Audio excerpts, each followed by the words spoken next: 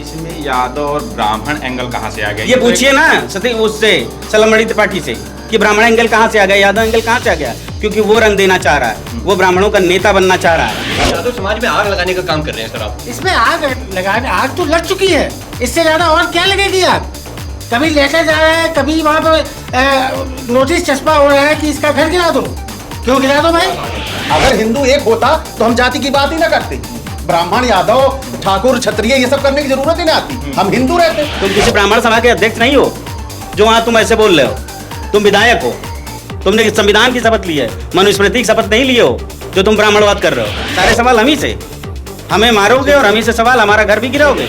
तुरंत दंगा हो जाए, चौराहे पर तो खींच के मार दिया। हमारे साथ हैं यादव सेना के राष्ट्रीय अध्यक्ष शिव कुमार यादव जी और अचल सिद्धार्थ जी हैं, अखंड भारत मिशन के संस्थापक हैं और यदुवंशी सेना के अखिल भारतीय अहिर महासभा के राष्ट्रीय अध्यक्ष हैं। तो इनसे हम जानेंगे कि ये जो महापंचायत बुलाई गई, यादव महापंचायत, इसका मकसद क्या है, संदेश क्या देना चाहते हैं? देखिए, संदेश कुछ नहीं देना चाह रहे हैं, हम तो सिर्फ न्याय के लिए इकट्ठा हो रहे हैं। ये नौबत क्यों आई? वहाँ का क्षेत्रीय विधायक सिर्फ जातिवाद कर रहा है और एक पूरे परिवार को उसके घर में नज़रबंद करके और रोज़ धमकी दी जा रही है कि आज बुलडोजर चल जाए, कल बुलडोजर चल जाएगा। 4 साल से लेके मैक्सिमम 15-16 साल तक के बच्चे हैं जो ढंग से खाना नहीं खा रहे हैं। उनके पास मिलने जाओ तो वो सिर्फ रोना शुरू कर दे रहे हो और ये बोल रहे हैं कि भैया हमारा घर टूट जाएगा, हमारा घर नहीं बचेगा, हमारे पापा भी नहीं रहे, हमारे पापा को भी मार दिया लोगों ने, हमारा घर भी तोड़ देंगे। ये स्थिति आई क्यों? जातिवाद अगर सलमणि त्रिपाठी करें तो आप लोग भी तो जातिवाद कर रहे हैं। हम जातिवाद कर रहे हैं, हमने तो 8 तारीख तक इंतजार किया। हम तो ये सोच रहे थे कि हो सकता है कि भाई उत्तेजित हों लोग, मामला ठंडा हो जाएगा, लोगों को चीज़ें समझ में आएगी, लोग दिमाग से काम लेंगे। भाई वो क्षेत्रीय विधायक हैं, जनप्रतिनिधि हैं, लेकिन मामला समझने के बजाय, दोनों परिवार को न्याय दिलाने के बजाय ये ब्राह्मण सम्मेलन कर रहे हैं, गुटबाजी कर रहे हैं, इकट्ठा करके अपने घर पे सबको बुला के, सत्यप्रकाश दुबे के लड़के को बुला के जलसा कर रहे हैं, यादवों के खिलाफ जहर उगल रहे हैं और यादव के साथ साथ समाजवादी पार्टी के खिलाफ भी जहर उगल रहे हैं और मुट्ठी घींच के ऐसे ऐसे बोल रहे हैं कि तुरंत दंगा हो जाए, चौराहे पर तो इनको खींच के मार दिया। दुबे जी के लड़कों को लेके पूरा ब्राह्मण महासभा इकट्ठा करके सलमणि त्रिपाठी अपने देवरिया आवास पे जलसा करवा रहे हैं और लोगों को यादवों के खिलाफ भड़का रहे हैं कि गर्दन काट ली जाएगी, परशुराम का फरसा चलेगा। हमने चूड़ियां पहन रखी है, तुम गर्दन काट लोगे?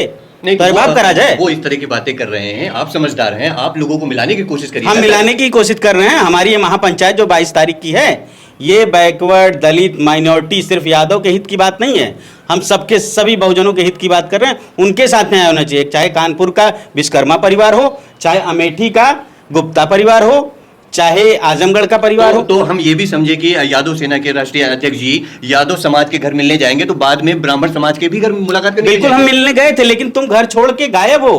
तुम एक ऐसे आदमी के साथ घूम रहे हो जो खुद जाति दंगा करवाना चाह रहा है।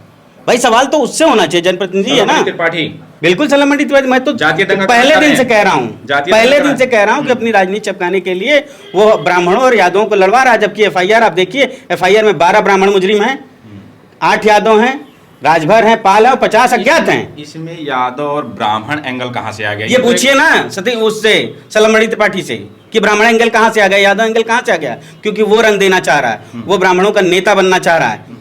अब एक क्रिया कर रही है ब्राह्मण महासभा और ब्राह्मण की तरफ से हो रहा है, उनकी तरफ से वो, अब उसकी प्रतिक्रिया में आप लोग यादव महापंचायत, हिंदू महासभा भी कर रही है, हिंदू महासभा भी गई थी। हम हिंदू नहीं है, हम यादव लोग हिंदू नहीं है, इसका मतलब साफ हुआ। नहीं, आप यादव क्यों नहीं है, यादव हिंदू क्यों नहीं है? ये हिंदू महासभा से पूछिए क्यों गई थी सिर्फ ब्राह्मण के घर, क्यों नहीं यादव कर गई? ये तो उनसे पूछिए ना। सारे सवाल हम ही से, हमें मारोगे और हम ही से सवाल, हमारा घर भी गिराओगे। हम केवल न्याय की बात कर रहे हैं, हम प्रतिक्रिया नहीं कर रहे हैं। प्रतिक्रिया तो ये होती कि हम सलमणि त्रिपाठी को पकड़ के बैठा लेते, है ना, और उनसे पूछते कि जब तक तुम दोनों का साथ न्याय करोगे तब तक हम तुम्हें छोड़ेंगे नहीं। इसको प्रतिक्रिया कहते हैं। ये तो क्या हम न्याय की बात कर रहे हैं कि वहां पर यादव परिवार के साथ अत्याचार और अन्याय ना हो, उसे न्याय मिले, क्योंकि हत्या भी हमारी हुई है और सजा भी हमें मिल रही है। ऐसा नहीं होना चाहिए। दोनों परिवार पीड़ित हैं, यादव परिवार भी और दुबे परिवार भी, और हमारी संवेदना दोनों परिवारों के साथ है और हम ये चाहते हैं कि दोनों के साथ न्याय हो और वहां पे जो हो रहा है ये ना हो, वहां जो जातीय ब्राह्मण एंगल हो या यादव एंगल हो, ये ना हो के वहां पे जो पीड़ित परिवार है दोनों को न्याय मिलना चाहिए। ठीक है, लेकिन वहां पे ब्राह्मण महासभा और उसके बाद जो है हिंदू महासभा, करणी सेना, स्वर्ण आर्मी, तमाम जाते हैं, तमाम तरह के संगठन दुबे परिवार से जाते हैं, उनके आप उनके प्रति संवेदना व्यक्त करते हैं, लेकिन वो यादव परिवार के यहाँ नहीं जाते हैं। उनको धारा 144 लागू कर दी गई है, वहाँ लोगों को मिलने नहीं दिया जा रहा है। तो फिर लेकिन उनकी प्रतिक्रिया में वो लोग गए, आप लोग फिर वही कर रहे हैं। हिंदुओं को ये बांटने की क्यों, हिंदुओं को क्यों जातियों में बांटा जा रहा है? नहीं, हिंदू तो जाति में बटा ही है, ये अलग कहाँ है? 6,745 जातियां ओबीसी एससी पिछड़ों की हैं, और ब्राह्मणों में भी बहुत सारी जातियां हैं, तो जातियां तो पहले से बटी हैं। अगर हिंदू एक होता तो हम जाति की बात ही ना करते। ब्राह्मण, यादव, ठाकुर, क्षत्रिय ये सब करने की जरूरत ही नहीं आती, हम हिंदू रहते।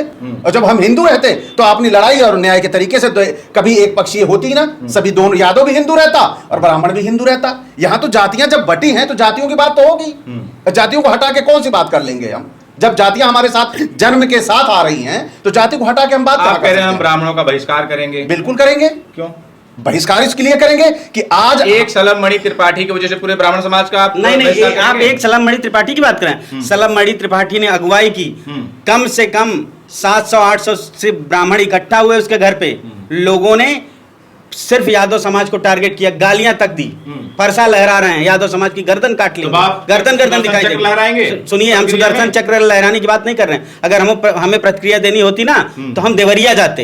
हम न्याय की बात कर रहे हैं राजधानी में बैठ के, यहाँ से 380 किलोमीटर की दूरी है वो, हम वहाँ कूच नहीं कर जाएंगे, पुष्पक विमान नहीं लिए कि बैठेंगे और आंख बंद करके वहां पहुंच जाएंगे। हम यहाँ न्याय की बात कर रहे हैं और एकजुट होकर अपनी आवाज मजबूत कर रहे हैं बस। कि ब्राह्मण जो है आज वो एकजुट होकर वो ब्राह्मण का पक्ष ले रहा है, ठीक है, और वह यादव का बिल्कुल साथ नहीं दे रहा है। क्या पहली जो हत्या हुई है वो तो यादव की हुई है ना, तो सबसे पहले उनको यादव के घर आना चाहिए था, यहाँ संवेदना व्यक्त करके वहां जाते, वहां भी जो हत्या हुई उनके प्रति भी संवेदना व्यक्त है कि वो ब्राह्मण जो है ब्राह्मण समाज के पास जा रहा है, यादव जो है यादव समाज के पास जा रहा है, कहीं ना कहीं जातीय एंगल देने की कोशिश की जा रही है। आप लोग धैर्य रखिए, हमें हमारा भरोसा है कि सरकार न्याय करेगी। कितना धैर्य रखें? 2 तारीख की घटना है, 8 तारीख तक धैर्य रखे, कहीं नहीं गए हम लोग, कोई बात नहीं किए और हम सिर्फ न्याय की बात करते रहे कि दोनों परिवारों के साथ न्याय होना चाहिए। लेकिन हो क्या रहा है, 8 दिन से सिर्फ एक परिवार की बात हो रही है। मीडिया में बैठे लोग एक परिवार की बात कर रहे हैं, शासन प्रशासन में बैठे लोग एक परिवार की बात कर रहे हैं, और जो उनके माननीय विधायक हैं, सांसद हैं, मंत्री हैं, वो सिर्फ एक परिवार की बात कर रहे हैं।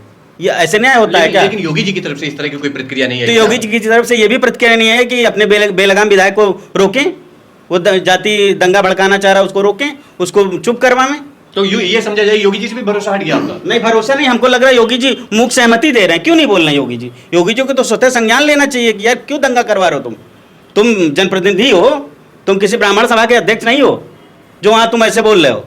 तुम विधायक हो, तुमने संविधान की शपथ ली है, मनुस्मृति की शपथ नहीं लिए हो जो तुम ब्राह्मणवाद कर रहे हो। अगर बहिष्कार करने की बात है तो हम सिर्फ कर्मकांडों से बहिष्कार कर रहे हैं, हम उसको दुश्मन थोड़ा बना रहे हैं। और कर्मकांड जो पढ़ा लिखा होगा, जिसको वेद की जानकारी होगी, जिसको पुराण की जानकारी होगी, जिसको धार्मिक ग्रंथों की जानकारी होगी, वो कर्मकांड कराएगा। उसके लिए हमारे लोग भी हैं, यादव समाज के लोग भी हैं, कुशवाहा समाज के लोग हैं, कुर्मी समाज के लोग हैं, वो करवा रहे हैं, हम उनसे करें, तकलीफ क्या है किसी को भाई? आपके माध्यम से, आपके कैमरे के माध्यम से देश के 26 करोड़ यदुवंशियों से अपील करते हैं कि 22 अक्टूबर को भारी से भारी संख्या में लखनऊ राजधानी इको गार्डन में पहुंचे। अगर उन्होंने ब्राह्मण महासम्मेलन कराया तो अब उन्हें भी पता चलेगा कि यादव महापंचायत क्या होती है, यादव का संगठन कितनी, वो 1000। अब आप देखिएगा 22 अक्टूबर को आपको पता चलेगा यादव समाज की और ओबीसी एसटी की एकता की ताकत का 22 तारीख को पता चलेगा। ये तो यादव समाज में आग लगाने का काम कर रहे हैं सर आप। इसमें आग तो लग चुकी है, इससे ज्यादा और क्या लगेगी आग? कभी लेटर जा रहा है, कभी वहां पे नोटिस चस्पा हो रहा है कि इसका घर गिरा दो। क्यों गिरा दो भाई?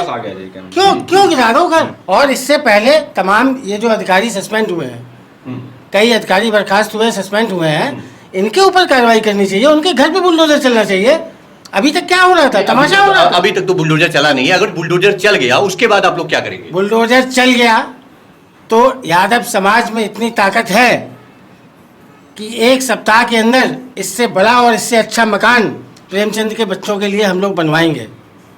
1-1 रुपए भी अगर मिलाएंगे तो 26 करोड़ यदुवंशियों में से अगर 25% यदुवंशियों ने भी 1-1 रुपए दिया तो आप जोड़ लीजिए कितना पैसा इकट्ठा हो जाएगा प्रेमचंद के परिवार के मकान के लिए। तो ये यादव संगठनों के तमाम संगठनों के पदाधिकारी थे, राष्ट्रीय अध्यक्ष हैं, और ये बता रहे हैं कि 50,000 का अनुमान उन्होंने शासन को दिया है कि 50,000 की भीड़ होगी। लेकिन अब ये 22 तारीख को देखा जाएगा कि कितनी भीड़ होगी और कितना हो जाता है। आप वीडियो आपको कैसा लगता है अगर अपना कमेंट करके बताएं। अगर अच्छा लगे तो लाइक करें, शेयर करें, सब्सक्राइब करें। और देवरिया घटना के बारे में आप क्या कहते हैं, अपनी राय मुझे नीचे कमेंट कर जरूर दीजिएगा।